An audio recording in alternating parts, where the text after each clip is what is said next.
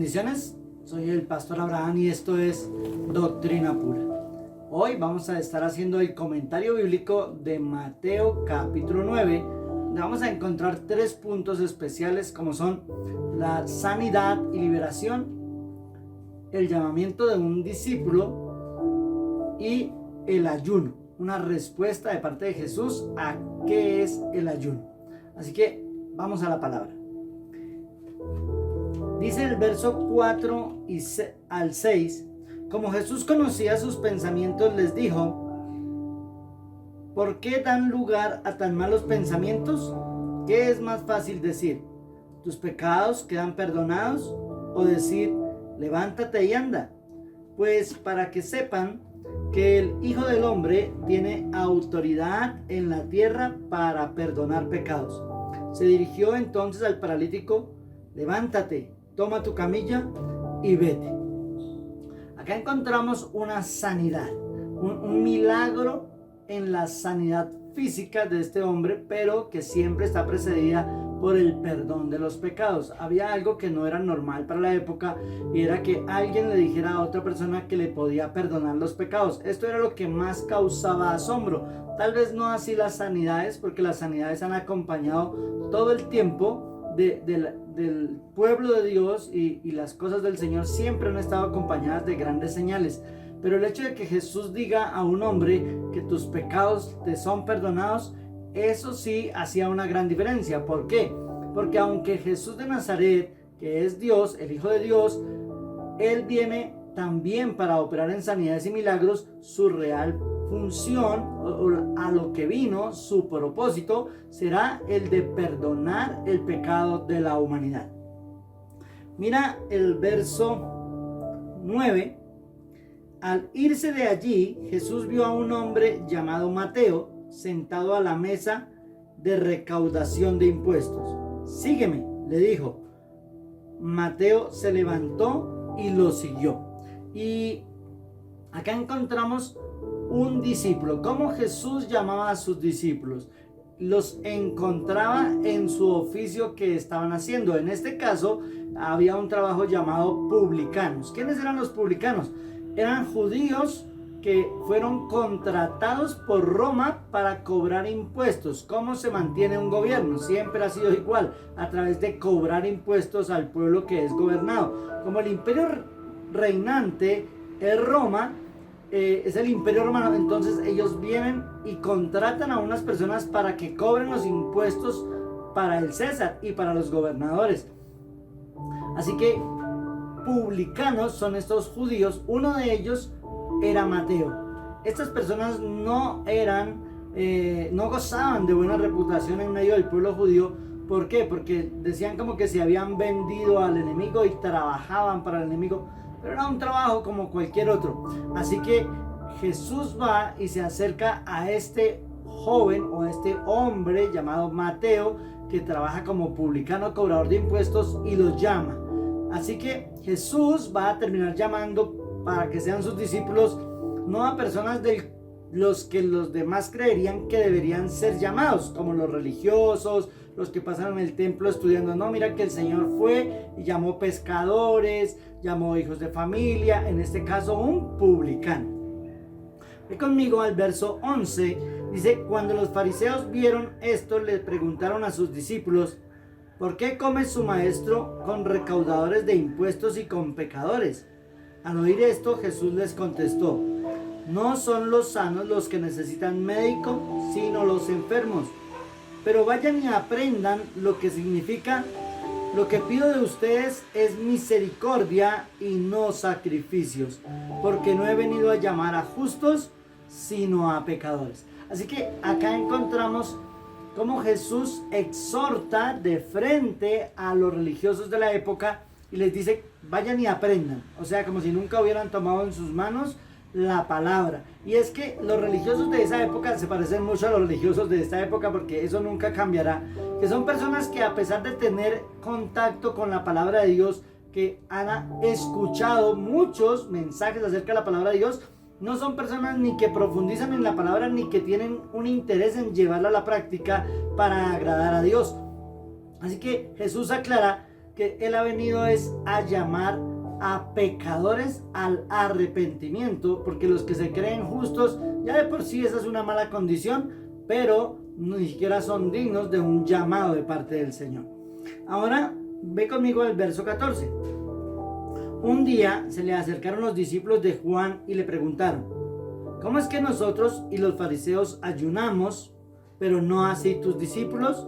Jesús les contestó: ¿acaso pueden estar de luto los invitados del novio mientras él está con ellos?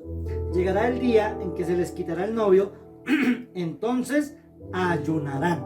Así que los hijos de Dios, los creyentes, sí ayunamos.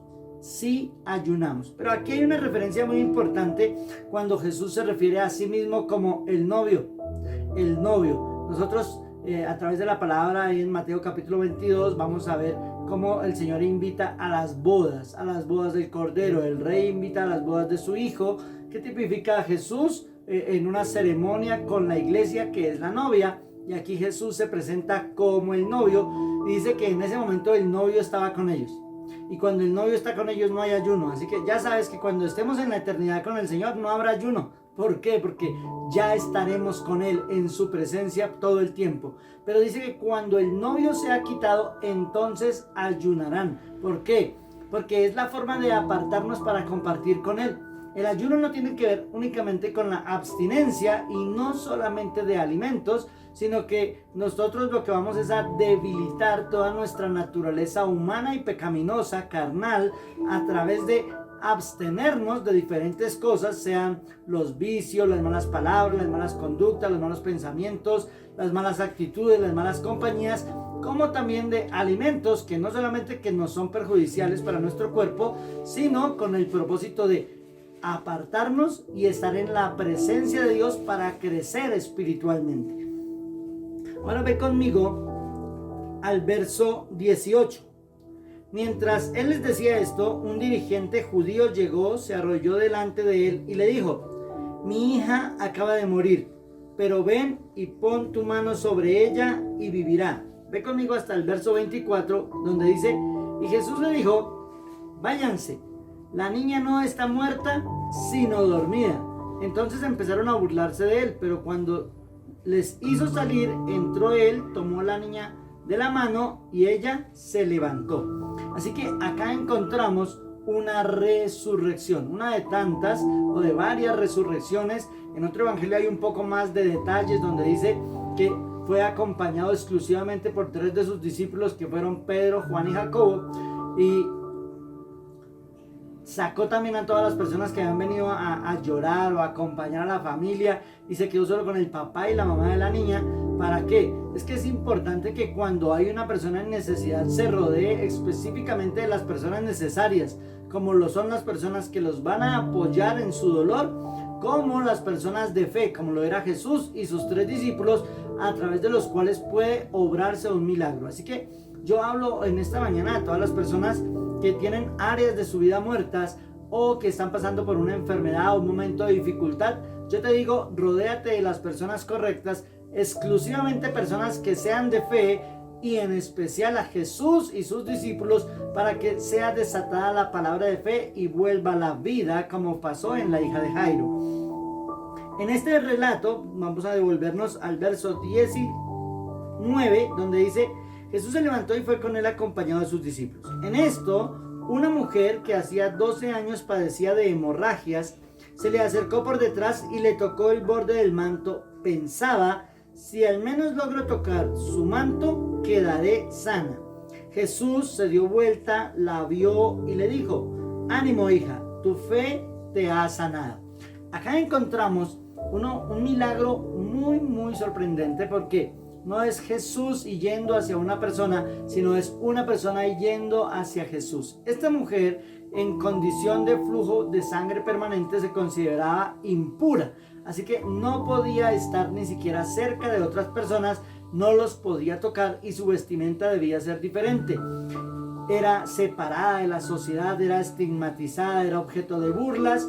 Pero esta mujer, al igual que los leprosos, ella vence toda oposición, todo lo que la vida natural nos dice que debemos sujetarnos, ella vence esos conceptos en su mente y determina en su pensamiento. Recuerda que la palabra de Dios nos enseña que tal cual es el hombre en su pensamiento, tal es él. ¿Sí? Así como el hijo pródigo dijo que pensó en volver al padre y luego fue y lo hizo, nosotros debemos entender que la vida no son solamente pensamientos, sino también actitudes y movimientos, movernos hacia lo que queremos. Así que esta mujer vence en su mente y tiene un pensamiento. Dice, si tan solo toco el borde de su manto, ni siquiera pensó en hablar con él o en exponer su caso, y al tocar su manto queda automáticamente sana, inmediatamente. Es un milagro sobrenatural y Jesús sabe que salió poder de él. Esto también es algo sobrenatural, porque las personas del común no van a entender qué es que salga poder de la vida de una persona. ¿Cómo sabes tú que salió poder de ti? Bueno, Jesús sí tenía ese control y ese poder y sintió cuando salió poder de él y paró y dijo, ¿quién es el que me ha tocado? ¿Quién me ha tocado de una manera diferente? ¿Quién ha venido a mí de una manera diferente? Y a la mujer le dice, ánimo hija, tu fe te ha sanado. Luego vamos a ir al relato en el verso 27 al 30. Al irse Jesús de allí, 2 ciegos lo siguieron gritándole, ten compasión de nosotros, hijo de David. Cuando entró en la casa, se le acercaron los ciegos y él les preguntó, ¿creen que puedo sanarlos? Sí, Señor, le respondieron. Entonces les tocó los ojos y les dijo, se hará con ustedes conforme a su fe. Y recobraron la vista y Jesús les advirtió con firmeza, asegúrense de que nadie se entere de esto. Así que vamos a mirar 3 aspectos en este relato de sanidad, y es que 2 personas ciegas van detrás de la multitud que sigue a Jesús y lo siguen hasta su casa. Donde Jesús entra en una casa para reposar, hasta allá llegan pidiendo su milagro. Esa es una verdadera persona que tiene una necesidad y que cree que en Jesús puede alcanzar su respuesta. Llegan hasta allá y le dicen al Señor que por favor los sane. Ahora, Jesús siempre va a obrar de esta manera, sea conforme a tu fe, porque Dios es Dios y siempre será Dios y el poder de Dios siempre estará para sanar. Pero el condicionamiento más importante es que la persona realmente crea que puede recibir una sanidad solo al acercarse a Jesús, y Jesús lo sanó. Y hay otro tema que está aquí, que es el que encontramos en diferentes relatos de los milagros de Jesús, cuando él dice, vayan y no le cuenten a nadie. Vayan y asegúrense de que eso no lo sepa nadie. ¿Por qué? Porque aunque para nosotros los milagros es algo sobrenatural y realmente esto atraía a mucha gente al ministerio de Jesús, el objetivo de Jesús no era que la gente lo buscara a él por los milagros, sino que las personas pudieran acercarse a él porque tenían un hambre de Dios, porque tenían un deseo de cambiar sus vidas, porque querían reconciliarse con Dios y llegar al reino de los cielos, que era el trabajo que Jesús estaba ejerciendo como ministerio. En el verso 32 encontramos otro relato. Mientras ellos salían, le llevaron un mudo endemoniado. Así que Jesús expulsó al demonio y el que había estado mudo habló. La multitud se maravillaba y decía, jamás se ha visto nada igual en Israel. Así que acá encontramos un ejemplo de cómo algunas enfermedades son ocasionadas por la posesión demoníaca. Y en este caso especial, un espíritu mudo había operado en la vida de un joven y le había impedido volverse a expresar a través de palabras. Jesús, que ve y tiene el discernimiento de espíritus, qué es lo que opera en la vida de la persona, qué es lo que está impidiendo que sea una persona normal. Entonces Jesús no ora para que sea sanado, sino que reprende al espíritu inmundo y lo echa fuera de esta vida. Así que nosotros debemos aprender como parte de la doctrina de Cristo y lo que enseña la palabra de Dios, que los espíritus inmundos o demonios son reales, que sí toman posesión de la vida de las personas y no solamente los manipulan para obrar mal o para autodestruirse, sino que también operan poderosamente para destruir la vida de un ser humano. En este caso a él lo habían dejado sin habla, a otros les les hacen perder la razón, a otros los hacen golpeadores, a otros los hacen adictos. Estos espíritus inmundos tienen muchas formas de obrar. Así que nosotros, el pueblo de Dios, las personas que hemos sido llamadas en el nombre del Señor Jesucristo, podemos hablar a estos espíritus inmundos en el nombre de Jesús. Es la autoridad que Jesús dio a sus discípulos, y echar fuera estos demonios, y de esta manera las personas alcanzarán su sanidad. Ahora mira el verso 36 al 38. Al ver a las multitudes, tuvo compasión de ellas porque estaban agobiadas y desamparadas como ovejas sin pastor. La cosecha es abundante, pero son pocos los obreros. Les dijo a sus discípulos: pídanle, por tanto, al Señor de la cosecha que envíe obreros a su campo. Así que nosotros vemos cómo a Jesús lo mueve la compasión. Y una de las cosas que a mí me ha gustado toda la vida acerca de este pasaje es que Jesús dice que Él siente compasión por las ovejas que no tienen pastor. Ya te he explicado anteriormente cómo una oveja no se refiere a todas las personas. Una oveja es la persona que ya se convirtió a Cristo y que ya hace parte de los seguidores del Señor Jesucristo. Pero dice que Él siente compasión de las ovejas que andan por la vida sin pastor, que no se dejan pastorear, que no se dejan alimentar, que no se dejan llevar a las aguas. ¿Sí? También hace referencia el Señor Jesús que hay pocos obreros. Pocos obreros. Un pastor no puede pastorear a más de 100 almas. O sea, ¿cómo hace uno para pastorear a más de 100 almas si la semana solo tiene 7 días y el día tiene solo 24 horas? Se requiere de tiempo, de pasar tiempo con unos, con otros, en un lugar o en otro, discipulándolos, ministrándolos para que de ellos puedan fluir ríos de agua viva. Este es el trabajo pastoral. Es trabajo de las ovejas dejarse pastorear. ¿Sí? El Señor dice que siente compasión por estas ovejas que no tienen un pastor. Dice: oremos para que cada vez hayan más pastores. Si se levanta un rebaño de más de 100 ovejas, bueno, se necesitará otro pastor. Y si hay un rebaño de 300 ovejas, bueno, se necesitarán 3 pastores, o por lo menos 3 parejas de pastores.